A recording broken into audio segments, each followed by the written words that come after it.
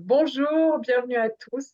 Donc, je suis Valdy Legrand, la fondatrice de Practice, et j'accueille aujourd'hui Valérie Lavandier pour son atelier, son webinaire sur les saisons. Donc, s'inspirer des saisons pour faire grandir son entreprise.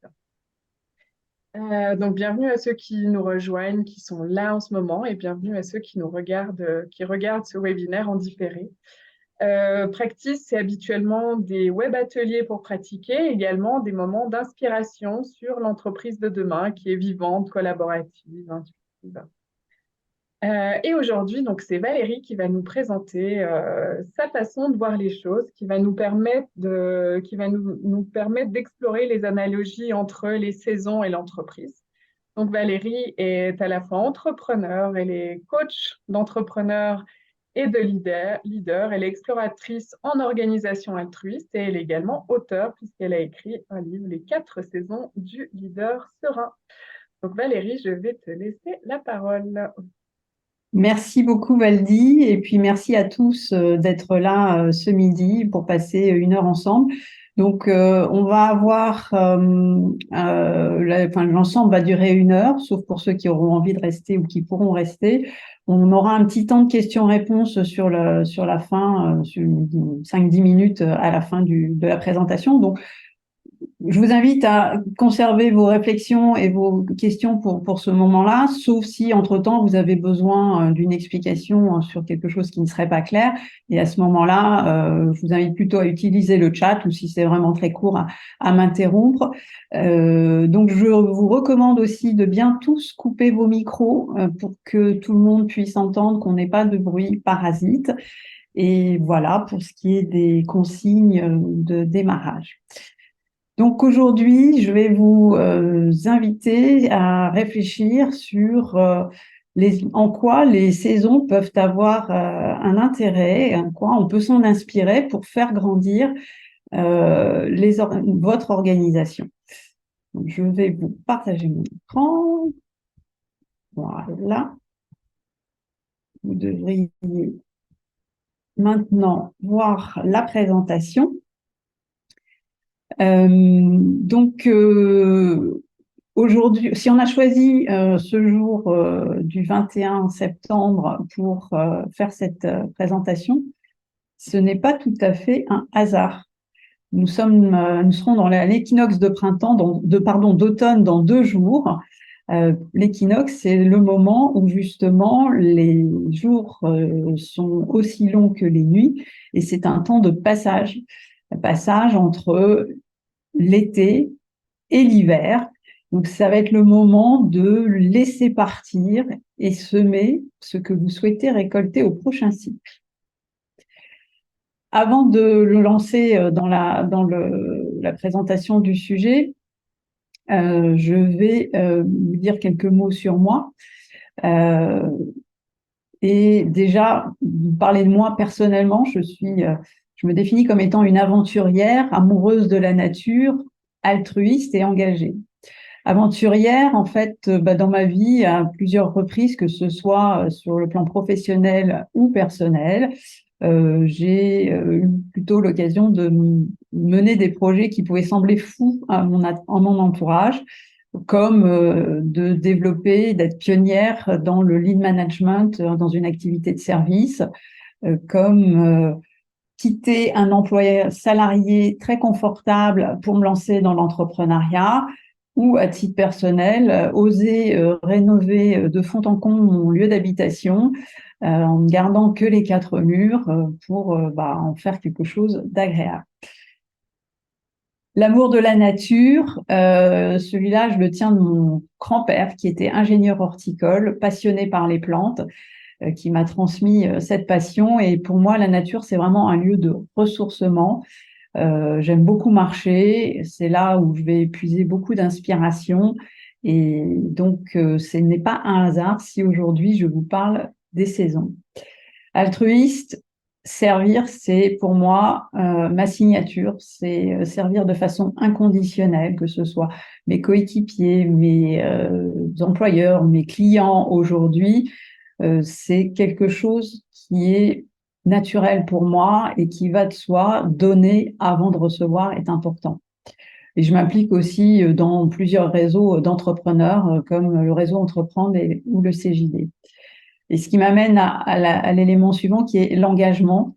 Ça fait partie, vraiment, je l'ai chevillé au corps. J'ai toujours été présente dans différents types d'associations. Et aujourd'hui, je souhaite vraiment contribuer au maximum de mes possibilités, permettre aller vers un plus grand équilibre entre richesse matérielle et immatérielle, richesse économique et sociale et environnementale.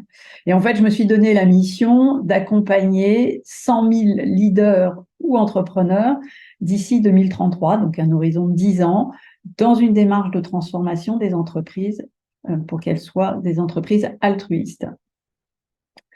Voilà pour ce qui est de mes valeurs et de ce qui me caractérise profondément. Sinon, d'un point de vue plus professionnel, j'ai une vingtaine d'expériences en pilotage d'équipes financières des PME, avec des équipes qui allaient de 1 à 7 personnes.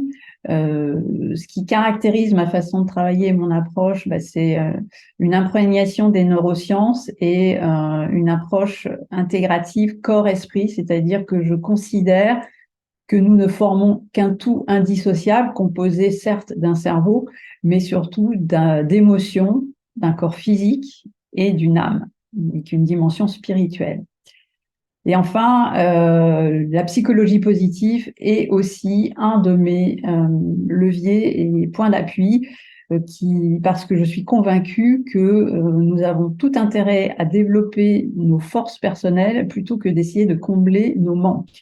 Et que le balance investissement-retour sur investissement est bien plus positif en essayant de travailler sur nos points forts. Donc tout ça m'a amené en fait à aller vers l'accompagnement, comme le disait Valérie, de leaders et d'entrepreneurs pour développer une cohérence individuelle et collective au service d'une performance globale pour l'entreprise, c'est-à-dire aussi bien au niveau de la vision, de la prise de décision que de la cohésion d'équipe. Voilà, vous en savez un peu plus sur moi à présent. On va rentrer dans le vif du sujet avec les saisons. Alors pourquoi les saisons? Parce que la nature est pour moi une source d'inspiration, je vous l'ai dit, et elle a une véritable capacité à renaître de ses cendres, tel le phénix. C'est une véritable école de la résilience, par exemple. On voit bien que chaque hiver, la nature semble s'endormir, voire être morte, et pour autant, elle renaît à chaque printemps. Donc, il y a ce côté aussi régénération à l'infini où, même dans les cas de catastrophes naturelles, la nature finit par refaire surface. On est aussi dans une dimension de coopération. Les fleurs vont être fécondées et donner des fruits grâce aux insectes qui vont les polliniser. De même, les fruits qui ne seront pas récoltés vont tomber, vont servir d'humus pour nourrir le sol. Ou encore, les graines vont être semées par les oiseaux qui les transportent et qui permettent aux espèces de se répartir un peu partout. Donc, on a vraiment des éléments qui sont intéressants. Et enfin, les cycles, enfin, la nature travaille sur le temps long. On est dans des cycles qui recommencent à l'infini et chaque cycle est à la fois une phase de renouvellement et un temps de croissance. Il suffit de regarder ces arbres qui ont traversé les siècles pour s'en donner un peu la mesure. Alors, quel parallèle faire avec l'entreprise? Déjà, comment vous réagissez à cette image? Qu'est-ce qu'elle, vous pouvez rapidement dans le chat mettre quelques mots sur ce que ça provoque chez vous comme réaction?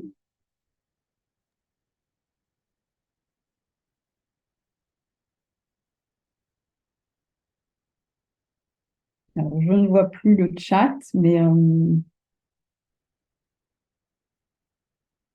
donc il y a potentiellement Si tu arrives à voir Valérie, donc où a disparu la couleur? Pas de couleur. Cycle du changement intérieur et extérieur est totalement en lien avec les saisons. Cycle d'intégration et d'amélioration dans un continuum. Ok.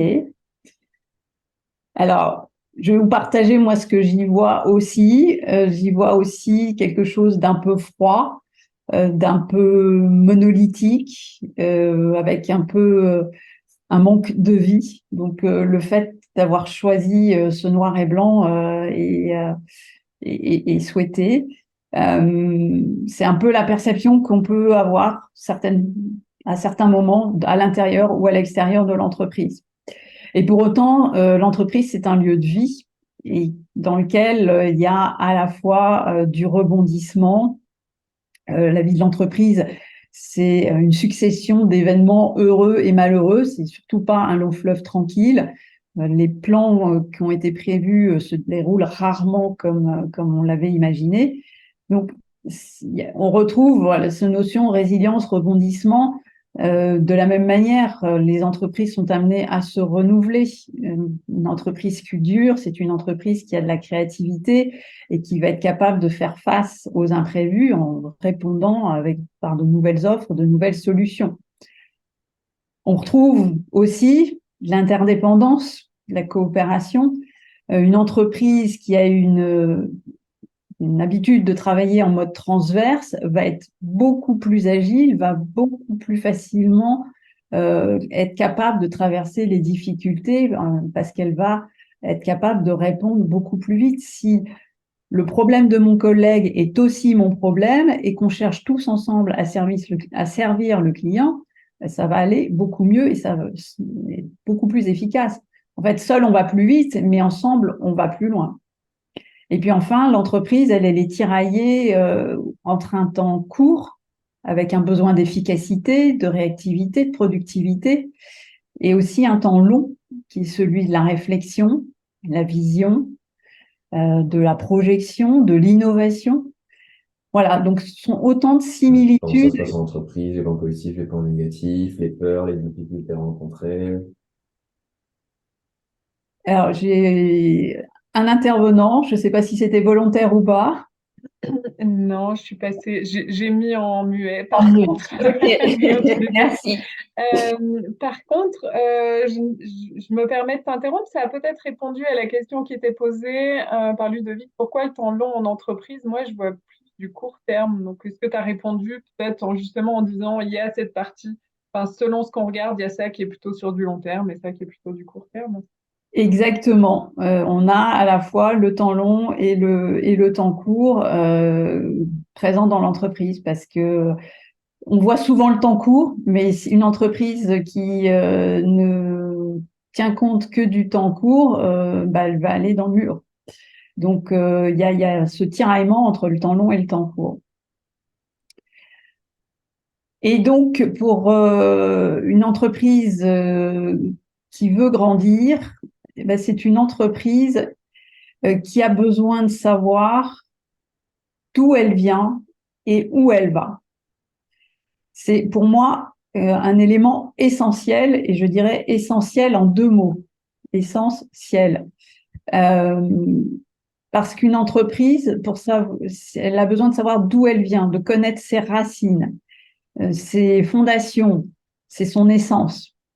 Et qu'est-ce qui fait la force de mon entreprise? Quelles sont ses valeurs? Savoir où je vais, c'est sa vision, son objectif ciel. C'est quelle est la mission de mon entreprise et ses objectifs? Comment je passe? Et donc, après, la question, c'est de savoir comment je passe des racines au ciel. Bah, c'est toute la question des ressources, des sources d'énergie. Qu'est-ce qui va apporter de l'énergie dans mon entreprise et comment je la fais circuler? Et puis une entreprise qui va bien, qui fructifie, bah, elle va faire des fruits qui vont ensuite, bah, s'ils ne sont pas récoltés, retomber vers la terre et servir à nourrir cette terre. Et de ce fait, une entreprise qui va bien, en fait, c'est une entreprise écologique parce que elle contribue à entretenir son environnement. Et c'est là où le cycle de saison et le parallèle qu'on peut faire avec le cycle des saisons. Alors maintenant, commençons par rentrer dans le vif du sujet des saisons et avec l'hiver. L'hiver, c'est le temps de la lenteur, de l'énergie plus basse, puisque la lumière est plus absente, manque de lumière au moment de l'hiver. Donc c'est un peu ce moment où on peut prendre le temps d'inventorier et de regarder de quoi est fait l'intérieur pour réfléchir à l'avenir. C'est là où on peut revenir sur les racines. Qui sont les femmes et les hommes qui forment cette entreprise? Quelles sont les valeurs qui les réunissent? Donc, ça va être là intéressant à ce niveau-là d'aller s'intéresser aux personnes au travers de leurs compétences, mais pas simplement compétences techniques, aussi compétences personnelles. Certaines vont avoir de l'empathie, vont être plus douées en communication ou en persévérance. C'est ces compétences qui sont intéressantes parce que on y prend rarement garde, elles font partie de la personne et on a des fois du mal à mettre des mots dessus et pour autant, elles sont très utiles dans le fonctionnement de l'entreprise et c'est elles qui vont faire un peu le ciment de tout ce qui se passe dans l'entreprise. Donc, prendre ce temps de l'hiver pour mieux se connaître, pour mieux travailler ensemble, être conscient des besoins de chacun aussi et des ressentis qu'on peut avoir. J'ai eu une expérience comme ça avec une cliente qui était en conflit avec un de ses collègues. Ils avaient énormément de mal à travailler ensemble et c'était assez préjudiciable parce qu'ils étaient sur des postes qui étaient faits pour travailler ensemble. Et donc, je l'ai amené petit à petit à identifier comment chacun d'eux fonctionnait pour apprendre à mieux travailler ensemble. Accepter la différence de l'autre et trouver des façons de faire qui soient compatibles. Donc, ils ne sont pas devenus les meilleurs amis du monde, mais au moins, ils ont réussi à travailler, à coopérer ensemble de façon à ce que ça ne nuise pas à l'entreprise. Donc, c'est ça qui est intéressant de faire au sein de l'entreprise et qui demande du temps et c'est pour ça que je l'associe à l'hiver. C'est intéressant aussi de voir ce qui fédère dans une entreprise. Quelles sont les valeurs? Ce qui va donner un sens et ce qui va rassembler au niveau de l'entreprise. Et puis, ce temps de la lenteur, c'est celui aussi de la respiration, de la construction des projets, de la préparation de ces projets. C'est le temps d'aller vérifier en mode introspection, est-ce que j'ai bien tout ce qu'il me faut pour lancer ce projet? Tel le guide de haute montagne qui va faire l'inventaire du matériel pour être sûr que chacun soit équipé comme il faut. Donc, c'est de quoi avez-vous besoin pour réussir cette mission? Si vous ne l'avez pas, où allez-vous pouvoir le trouver? Et je reviens aux racines, qu'est-ce qui va vous réunir? Qu'est-ce qui vous permettra de traverser les moments de crise? Donc, tout ça, c'est ce qui va permettre à l'entreprise de faire corps, d'avoir une ossature solide. Et après l'hiver, vient le printemps. Le printemps, la nature renaît, les jours rallongent, les températures s'adoucissent, on entend les oiseaux qui chantent et l'énergie commence à remonter dans la nature. Les premières pousses sortent de terre. C'est aussi la période des amours. En entreprise, c'est un peu comme un nouveau projet qui vient, qui arrive, ou un nouveau coéquipier qui démarre, qui arrive dans l'entreprise. En fait, on est sur des phases où tout est fragile, tout est vulnérable. Et cette question de la vulnérabilité, elle est très compliquée pour l'entreprise. Elle est souvent mal acceptée parce qu'elle est considérée comme une faiblesse, comme une faille. Et pourtant, c'est une force. Parce qu'être conscient de sa vulnérabilité, c'est un véritable atout. Ça oblige à être créatif. Vous connaissez probablement l'histoire de David et Goliath. David, petit berger, qui doit affronter Goliath, un géant de 3 mètres, super baraqué, avec une armure et toutes les armes qu'il faut. David n'a que sa fronde et ses pierres. Et il va aller sélectionner quelques pierres bien lisses, bien choisies, qui vont pouvoir lui permettre de terrasser ce géant avec simplement un jet de pierre bien placé. S'il n'avait pas été conscient de cette vulnérabilité, il n'aurait certainement pas été chercher cette créativité. Il aurait cherché à sa remettre de la même manière que le géant et se serait fait certainement terrasser. Laisser transparaître sa vulnérabilité, c'est aussi montrer son humanité. Et c'est ce qui permet d'entrer en relation avec l'autre. Quand vous partagez un événement, qu'il soit heureux ou malheureux, ben vous partagez quelque chose de vous avec l'autre. Et ça donne envie à l'autre, ça lui donne la permission, à son tour, de pouvoir ouvrir et partager un petit bout de sa personnalité. Donc, c'est une façon d'entrer en lien avec l'autre. Et enfin, la vulnérabilité, c'est aussi accepter le droit à l'erreur. Un collaborateur qui ne bénéficie pas de ce droit, ben, il ne va pas prendre d'initiative, il ne va pas prendre de risque parce que trop peur de se faire aligner, de ne pas avoir son bonus de fin d'année, de se faire mettre sur le banc de touche, ce qui est une erreur parce qu'évidemment, les erreurs répétées, c'est plus des erreurs, ce sont des manquements. Mais oser faire quelque chose et prendre le risque de se planter, c'est ce qui donne aux entreprises l'opportunité de réussir, de trouver de nouvelles pistes. Et moi, je connais des entreprises où c'est le contraire qui se passe.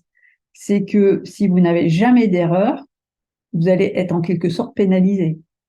En tout cas, il sera considéré que vous n'avez pas donné le meilleur de vous-même. Avec cette idée que quelqu'un qui ne prend pas de risque n'innove pas. Mais la question de la vulnérabilité, en fait, derrière, il y a une question d'ego et une question de sensibilité parce que dans la vulnérabilité, il y a notre peur du jugement. Et là, c'est là qu'on rejoint le monde des émotions. Ces émotions qui ont du mal aussi à trouver leur place dans l'entreprise. Et pourtant, elles sont fondamentales parce qu'elles sont à la base du mouvement. Si on prend la racine latine d'émotion, ça vient de movere, qui veut dire bouger. Et avec le préfixe et, qui veut dire partir de. Donc les émotions, c'est celles qui nous font bouger. C'est celles qui nous mettent en mouvement. Et on le voit bien parce que quand vous êtes dans des émotions positives, que ce soit l'enthousiasme, la fierté, l'espoir, l'émerveillement, là, vous êtes plein d'énergie parce que ces émotions positives, elles déclenchent des sécrétions hormonales, le bien-être, et qui donnent envie d'aller de l'avant.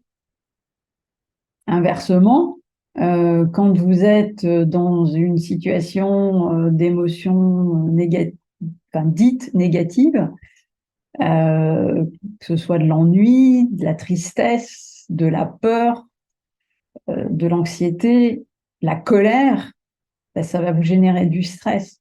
Alors, un peu de stress, c'est bien, ça met aussi en action, ça donne la petite poussée d'adrénaline, mais trop de stress, ça devient usant. Et donc, on perd en énergie. Et les équipes qui sont sous stress, sous pression, elles sont des équipes qui finissent par perdre leurs moyens. Alors, ça ne veut pas dire pour autant qu'il faut se couper des émotions. Parce que se couper des émotions, ça revient à nier son humanité et à avancer comme un robot. L'inconvénient du robot, c'est qu'il ne se pose pas de questions, lui. Il a été programmé pour réaliser une certaine tâche et puis il avance, il est binaire. S'il y a le moindre imprévu sur son chemin, terminé, il est complètement déstabilisé. Donc, c'est important de laisser la place à ses émotions. En plus, autre intérêt des émotions, c'est qu'elles ont un lien avec la mémoire. La mémoire, elle est toujours liée à l'émotion. Et vous êtes certainement déjà rendu compte que quand quelque chose vous intéresse, vous allez le retenir, l'apprendre avec beaucoup plus de facilité. Inversement, quelque chose pour lequel vous n'avez pas de motivation, ça rentre par une oreille et ça ressort par l'autre, c'est très vite oublié. Ben pour vos coéquipiers, c'est la même chose. Les coéquipiers, ils vont se souvenir très longtemps de la célébration d'une victoire, même si le chemin parcouru a été difficile. Les embûches, on va vite les oublier. En revanche, ils vont vite se souvenir de la motivation, de la joie, de la fierté qu'ils ont eue à gagner cette étape. Et c'est la même chose dans les petits gestes du quotidien. Un merci, un compliment, ça touche. Et on s'en souvient. Et ça donne envie de continuer à avancer, de faire toujours mieux. Et pourtant, on a trop souvent tendance à marquer ce qui dysfonctionne et à considérer que ce qui fonctionne, c'est normal.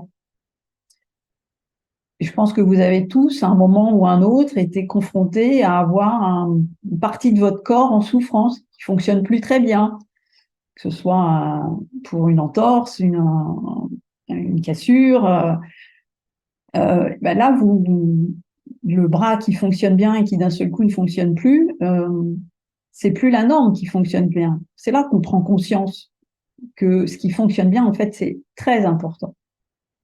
Donc, c'est vital de savoir reconnaître le bon, le bien, le beau, parce que quand on a cette reconnaissance, ça donne confiance. Et puis, ça aide à grandir puisque ça donne envie d'aller plus loin, plus haut. Donc, la vulnérabilité, c'est ce qui va vous mettre en relation avec les autres. Et l'émotion, c'est ce qui va provoquer le lien d'attachement et l'implication. Alors, une fois qu'on a déjà mis tout ça en place, intéressons-nous à l'été.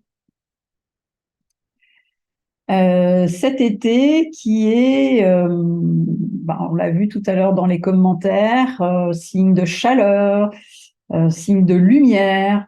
À ce moment-là, les branches vont être toutes tournées vers le soleil. La nature, quelque part, atteint son apogée. C'est aussi là où les températures sont les plus chaudes et qu'on arrive sur un risque d'incendie. Dans l'entreprise, c'est pareil. Quand l'activité bat son plein, que tout le monde est sous tension, le risque de surchauffe, c'est là qu'il est le plus important. C'est exactement comme Icare qui veut s'approcher trop près du soleil et puis qui s'écrase au sol. S'écraser au sol, c'est le burn-out. Alors, comme remède à cette situation d'embrasement ou de risque d'embrasement, pour moi, il y a un élément fondamental qui est celui de revenir à l'essence et au sens. Essence et sens, c'est-à-dire revenir à l'âme de l'entreprise. Pourquoi cette entreprise existe? Quelle finalité autre qu'économique a-t-elle? Quand le projet s'est terminé, qu'est-ce qui va en rester? Quelles sont les valeurs, les fondations qui réunissent tout le monde autour du projet? Et là, je vous renvoie au travail qui est à faire au moment de l'hiver.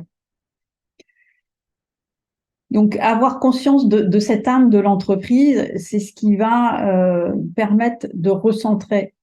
Quand on est en situation d'éparpillement, d'exploration tous azimuts, de diversification, qui souvent amène à perdre le nord, ça vaut le coup de prendre régulièrement le temps, individuellement, collectivement, de regarder la boussole. Évidemment, à condition de l'avoir définie au moment de l'hiver. Donc, revenir à l'essence, c'est revenir à la version minimaliste de l'entreprise, le b.a.-ba. Et pour ça, moi, j'ai une petite technique que j'utilise quand je me sens un peu sous l'eau et que je sais plus par quel bout attraper les choses. J'utilise le stop. Le stop avec S pour s'arrêter. Juste prendre conscience que ça part dans tous les sens et dire stop. Prendre le temps, le T, savoir s'accorder du temps pour observer ce qui se passe en nous et autour de nous. Et ensuite, poursuivre son activité. Et ça m'arrive quand je suis en situation de stress. En général, je fais ça le soir. Je fais le point. Dire, bon, voilà, quel est l'état des lieux? Où est-ce que j'en suis? Qu'est-ce que j'ai déjà fait? Qu'est-ce qui fonctionne? Qu'est-ce qui reste à faire? Quelles sont les ressources dont je dispose? Et quelles sont mes prochaines priorités? Et ça, je le note vraiment noir sur blanc. Et le simple fait de faire ça, c'est une véritable libération. J'ai d'un seul coup l'impression que tout s'éclaircit. C'est comme si la lumière, je passe de l'ombre à la lumière. Et en général, le lendemain matin, je redémarre avec beaucoup plus d'efficacité et beaucoup plus d'énergie. Une autre source d'inspiration au niveau de l'été, c'est les sens. Parce que cette saison, c'est un peu le moment où tous les sens sont en éveil. Il y a beaucoup plus de lumière, les parfums sont plus élaborés, on est moins couvert, donc le toucher est plus sollicité. Or, les émotions et les sens sont intimement liés. Et en fait, il n'existe pas d'émotion sans sensation physique. Et même des chercheurs qui vont jusqu'à dire que je ne pleure pas parce que je suis triste, c'est parce que je pleure que je suis triste. Donc, c'est les larmes que je verse qui vont me faire comprendre que je suis triste. Et en fait, vous pouvez faire vous le savez déjà, c'est quand vous avez les mains moites, le ventre noué, le rythme cardiaque qui s'accélère, c'est qu'il y a un inconfort qui est là, c'est qu'il y a quelque chose d'incohérent. Alors, ça peut être une passion passagère, hein, quand il y a, par exemple, au moment de démarrer un webinaire. Mais le plus souvent, c'est qu'il y a quelque chose d'incohérent qui se passe. À l'inverse, quand vous êtes enthousiaste, que vous vous sentez léger, légère, que tout semble facile, c'est qu'en fait, tout est aligné. C'est que vous avez les bonnes ressources, que c'est en accord avec vos valeurs et tout est facile. Ce que je cherche à vous dire par là, c'est que vos ressentis sont capables de vous dire si vos actions sont cohérentes avec vos aspirations, votre vision. Et notre corps, en fait, il a cette magie, enfin ce pouvoir d'être un véritable centre d'information. Il perçoit bien plus d'informations que notre cerveau ne peut, que notre cortex ne nous en apporte à la conscience. Parce que tout passe par le corps et ensuite le cerveau analyse.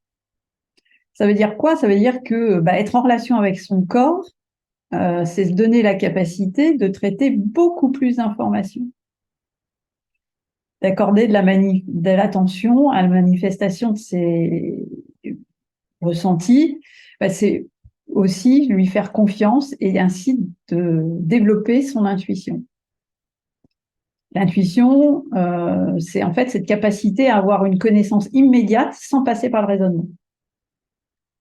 C'est pour ça que c'est extrêmement important de vous connecter à votre corps, et plus vous serez en lien avec lui, plus vous serez au clair avec votre âme, votre lumière, ce qui vous guide, et plus ce sera facile de prendre des décisions. Et ce sera aussi une opportunité de prendre conscience qu'il existe des éléments qui nous dépassent et dans lesquels on peut avoir confiance. Parce qu'en fait, on ne sait jamais ce qui va se passer dans la minute qui suit. Et j'avais un patron qui nous disait tout le temps, on n'est pas à l'abri d'avoir une bonne nouvelle ou d'avoir de la chance. Autre point sur la créativité, enfin l'essence plus exactement, c'est aussi une bonne façon de développer la créativité.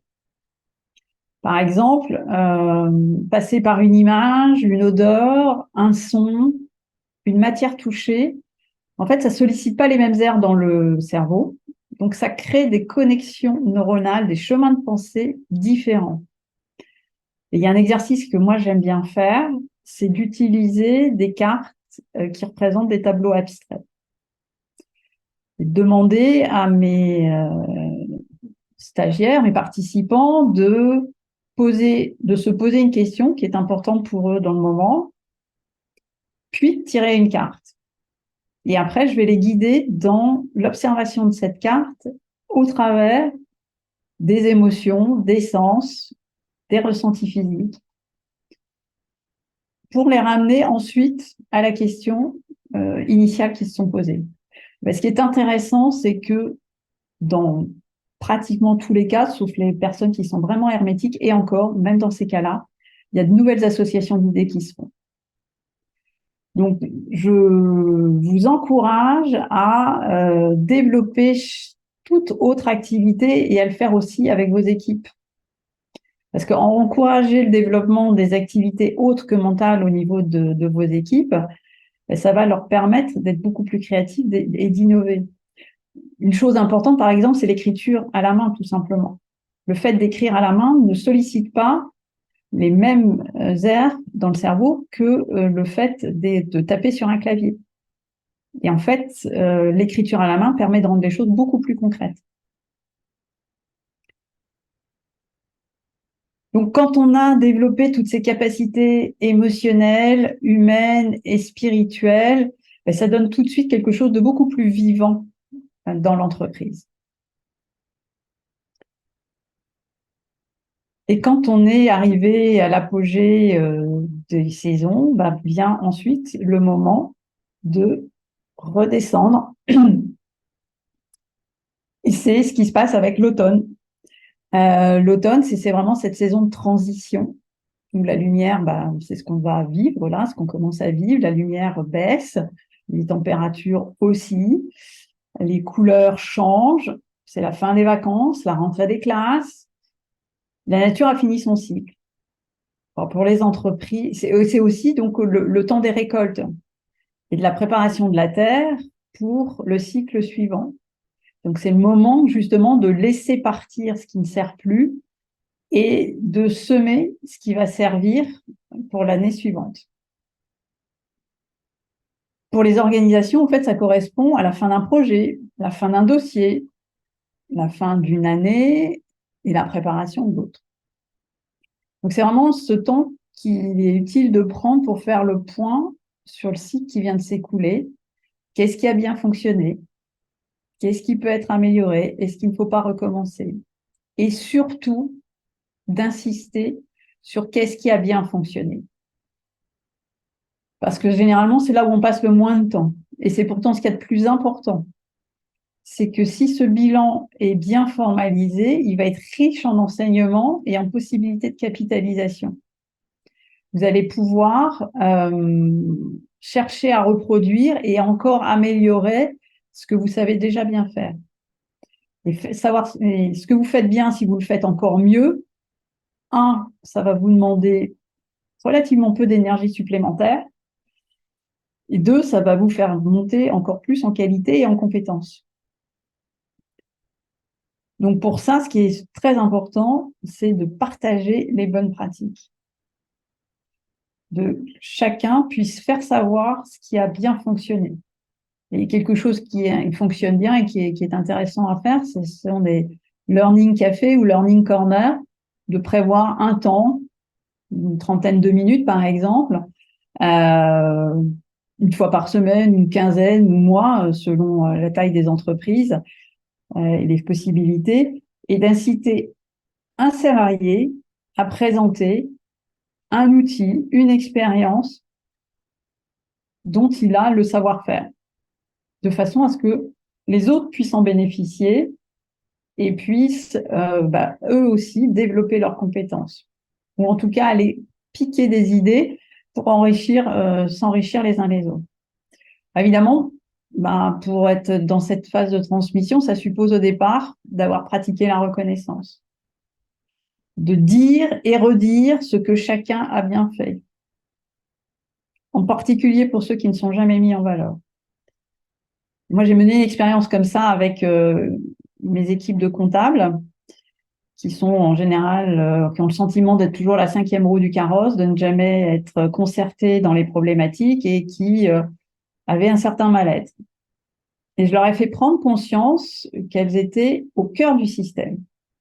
Parce que vous pouvez avoir les meilleurs commerciaux de la Terre, si vous n'avez personne derrière pour facturer et encaisser les facturations, vos commerciaux ne servent à rien.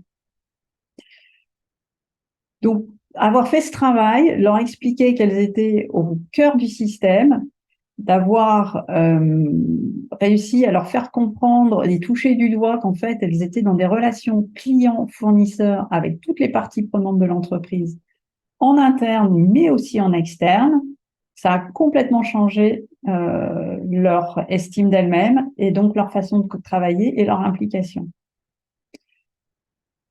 Ce sont des petites choses, mais ça peut changer beaucoup. Et puis un autre point qui est aussi de travailler ou de faire prendre conscience du rôle de l'entreprise avec son environnement. Pareil, ça peut être sur des petites choses, la gestion des déchets, la consommation d'énergie, l'intégration de stagiaires. En quoi le fait d'intégrer des stagiaires, ça contribue au développement de la collectivité dans son ensemble. Tout ce qui peut donner du sens et responsabiliser a son importance en entreprise. Et c'est ce qui va faire que l'entreprise devient un véritable organisme vivant.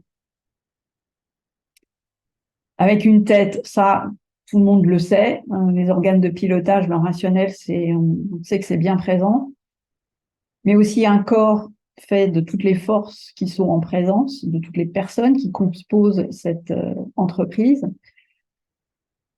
d'un cœur avec les émotions qui font circuler l'énergie en entreprise et qui sont un peu cette courroie de transmission de l'entreprise, et une âme qui est la vision, la lumière, qui donne de l'espérance et qui donne du sens à ce qui est fait. Donc, quand on arrive à prendre conscience de tout ça et l'appliquer dans l'entreprise, ça fait que ça devient un organisme vivant et qui va pouvoir s'élever tel un arbre remarquable et traverser les siècles et plus éventuellement. Voilà, on arrive à la fin de la présentation. Je vais bientôt vous redonner la parole. En amont, je voudrais que vous preniez un tout petit temps pour dire quelle idée clé vous retenez. Notez-le au moins pour vous et éventuellement partagez-le dans le chat. Et surtout, qu'avez-vous envie de mettre en action dès demain? Alors, conforter dans le parallèle entre le cycle du changement dans nos vies et les saisons et les énergies. David emporte le stop et la vulnérabilité associée au printemps. OK. Écouter son corps et son ressenti. Chaque saison, une partie de l'arbre.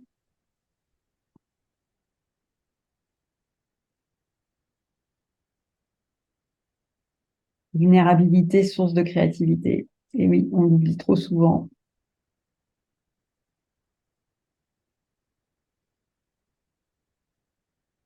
Intégrer les saisons dans le démarrage de séminaire. Très bien. En tout cas, je vous remercie de votre attention.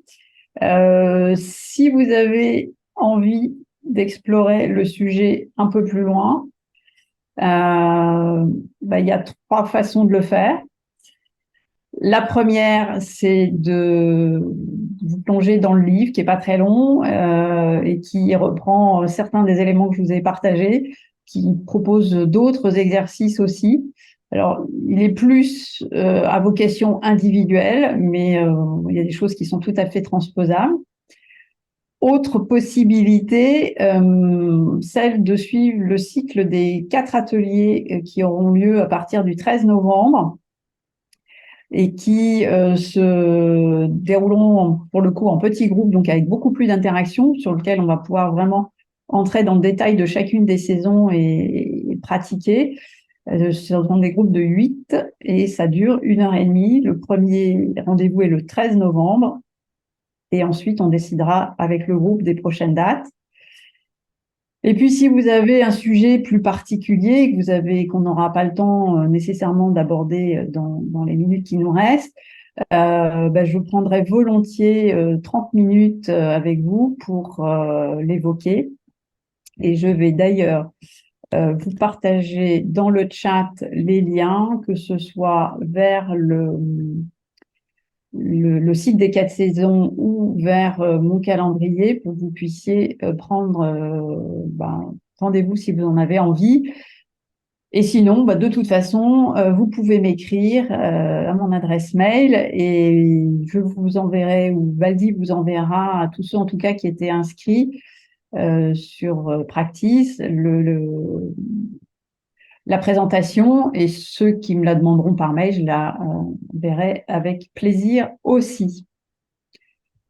Voilà, je vais arrêter le partage de mon écran, revenir avec vous et répondre à vos questions si vous en avez.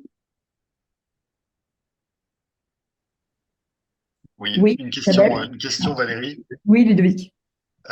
qui est comment tu imagines, comment tu conçois la juxtaposition de ces 4 saisons en fait. En aucun cas, enfin, on peut pas imaginer que ce soit 4 saisons qui se suivent les unes après les autres avec des cloisons très claires entre. Je vois plutôt quelque chose qui se mélange et tu vois ce que je veux dire. Et comment tu vois ça dans En l'entreprise? fait, ce sont des temps qui peuvent être distincts dans l'entreprise. Effectivement, on n'a pas la même fluidité et la même régularité qu'un cycle de 4 saisons annuelles. Ça peut être beaucoup plus court parce que si on le met à l'échelle d'un projet et qui va peut-être durer quelques mois, et on peut prendre le temps de préparation en amont du projet. On aura après le temps de démarrage du projet et puis qui va être aussi, il y a des choses qui peuvent être tout à fait en parallèle. C'est pas, il n'y a pas ce découpage parce que la notion d'émotion, de vulnérabilité, c'est quelque chose qui se fait en parallèle et qui a besoin d'être présente de façon transverse. Et permanente. Ouais. Et permanente, tout à fait. Et la vigilance vis-à-vis des coups de chauffe, c'est pareil.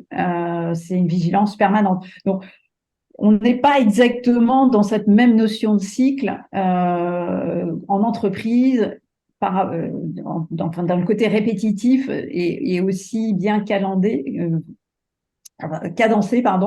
que les saisons. Mais ce qui est intéressant, c'est de prendre tout ce qu'il y a comme symbolique et qu'on peut intégrer dans la gestion des équipes et dans le fonctionnement d'entreprise. C'est comme ça que je le vois, effectivement. Merci. Je t'en prie. Isabelle, je crois que tu avais une question aussi, ou un commentaire. Oui, en fait, j'ai beaucoup aimé ton exposé. C'était très clair et vraiment bien. Il y a quelque chose qui vient un peu contrarier ce que je croyais déjà, c'est-à-dire que le printemps, l'été, pour moi, ce sont des saisons très énergisantes. Enfin, je veux dire où là, on est en pleine croissance, etc. Et en fait, ce que je trouve très complexe, en tout cas dans mon ressenti corporel, c'est l'acceptation que l'automne et l'hiver, pour moi, c'est une période où justement la nature, par exemple, se met un petit peu en sommeil. C'est le temps un petit peu de l'introspection, du retour à soi. C'est la mort de quelque chose, hein, la mort de la lumière, etc. Et en fait, c'est à ce moment-là, dans la société en tout cas, où on doit travailler le plus. C'est-à-dire que moi, je sens une sorte de contrariété par rapport à mon rythme chronobiologique entre l'automne, l'hiver qui m'appelle au repos et à un retour sur moi. Et en fait, c'est là où il y a le plus de travail, où tout le monde se lance dans plein d'activités, mais je trouve ça très contrariant physiquement. Alors bon, c'est mon aperçu. Par exemple, dans ma vie, c'est toujours au mois de mai où j'ai eu le plus de travail. Et je ne peux pas expliquer pourquoi, mais ça a toujours été comme ça. C'est là où j'avais un nouveau job, c'est là où j'avais une nouvelle opportunité de travail, etc. Donc, mais l'automne, c'est une envie incroyable, mais intérieure, viscérale, de se mettre en pause, en retrait, etc. Or, c'est là où tu dois donner tes réponses à appel à projet. Enfin, je veux dire, voilà, je ne sais pas si je suis la seule à être contrariée dans mon rythme. Oui, mais c'est effectivement, et c'est très en lien avec la lumière qui monte et qui descend. Nos sociétés sont assez contradictoires à ce niveau-là. Et j'ai envie de dire en même temps, l'été, quand il fait très chaud, c'est aussi le moment où on a envie de fonctionner au ralenti. Donc, on pourrait avoir beaucoup de saisons dans l'année où on a envie de fonctionner au ralenti.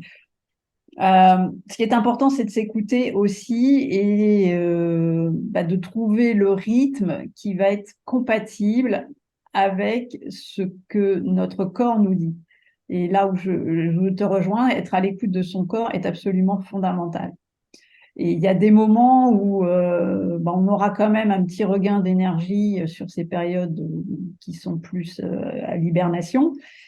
Et on le voit d'ailleurs parce que en général, la période la plus difficile, c'est celle du mois de décembre. Et en janvier, quand les jours commencent, la lumière commence à remonter, on repart, on sent cette énergie qui commence petit à petit à revenir. Et moi, pour avoir accompagné pas mal d'étudiants, je vois très bien que le passage des vacances de Noël est toujours le moment critique de je tiens ou je lâche. Donc oui, mais j'ai pas la solution. Maxime, je crois que tu voulais faire un commentaire aussi ou une intervention. Oui, Du coup, je vais ouvrir en fait sur la notion de bon sens. Et du coup, moi, je travaille actuellement autour des comptabilités écologiques qui veillent à proposer un changement de normes comptables qui permettent d'améliorer l'impact social et environnemental, donc de réduire les nuisances. Donc, c'est tout ce qui tourne autour de la RSE. Et qu'il faut être capable comme de faire valoir en termes de retour sur investissement qu'il y a des coûts cachés énormes à continuer à fonctionner dans un paradigme artificiel du temps. Et que en ramenant finalement au plus proche des besoins physiologiques, ça permet en fait comme de dire ce qui nous crée tant de tort au niveau économique, nous pouvons y renoncer en appliquant des séquences d'autorégulation. Alors moi, je dirais que le bon sens, c'est toujours ce qui m'a guidée. Tout ce que j'ai fait,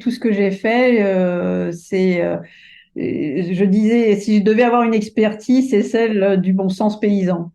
Donc, je te rejoins complètement là-dessus, Maxime. Et il y a tout un travail, et c'est la démarche que j'ai en projet par rapport à l'entreprise altruiste. Elle va dans ce sens-là aussi. C'est d'avoir des entreprises qui soient plus connectées à cette dimension de bon sens et de service général, c'est-à-dire service de tous les contributeurs de l'entreprise, mais de tous les intervenants extérieurs et de sa responsabilité sociale et environnementale. Mais comme l'ont dit certains, ça mérite une intervention et une conférence, Maxime, ton sujet. je vous Ok. propose qu'on clôture. Je remercie vraiment très profondément Valérie. Merci beaucoup pour toutes ces inspirations, ces sujets qui sont à la fois d'inspiration spirituelle, existentielle, et à la fois très concrète. Donc, merci beaucoup Valérie d'avoir pris ce temps. Merci à vous qui êtes présents. Merci à ceux qui étaient là pour un petit bout et à ceux qui regardent en replay. Un dernier mot, Valérie, Je vous remercie tous d'avoir pris sur votre temps pour écouter cette intervention et je vous souhaite beaucoup de bon sens et de trouver de l'inspiration dans ces saisons.